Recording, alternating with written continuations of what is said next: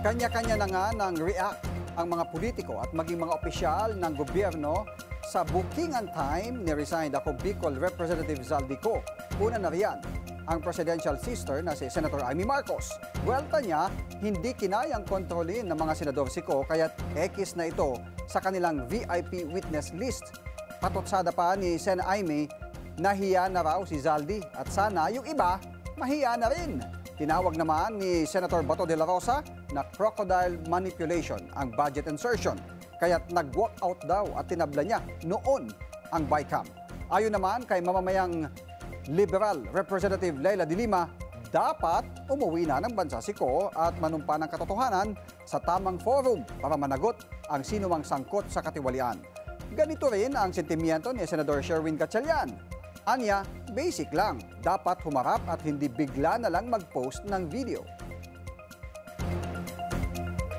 Nasa abroad siya eh. Hindi natin alam kung legal ba yung kanyang ginagawa or meron bang kaharap ba yung embassy. So maraming ganyan mga. Pero alam ko marami rin binito si Presidente at that time, almost 100, if I'm not mistaken, naalala ko 160 billion plus. No? So I have to check that again.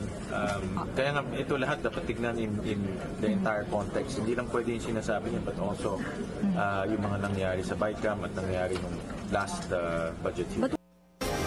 Pumapalakpak naman ngayon si Cavite Representative Kiko Barzaga, lalo na't ikinanta na ni Ko ang Pangulo at si Romualdez. Hirit pa niya, #ikulong na si Marcos. Samantala, hindi naman naniniwala si DPWH Secretary Vince Dizon na involved ang Pangulo sa issue. Si PBBM Pangaraw ang unang nagbunyag nito sa kanyang SONA.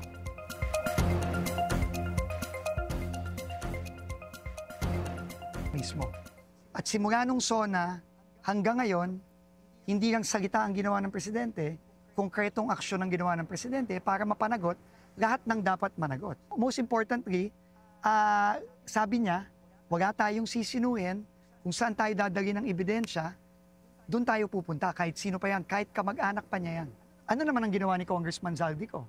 Di ba ang ginawa ni Congressman Zaldico? Umalis ng Pilipinas. Nung nagsimula pa lang itong kontrobersiya, skandalo sa flood control, ang ginawa ni Congressman Zaldico umalis ng Pilipinas.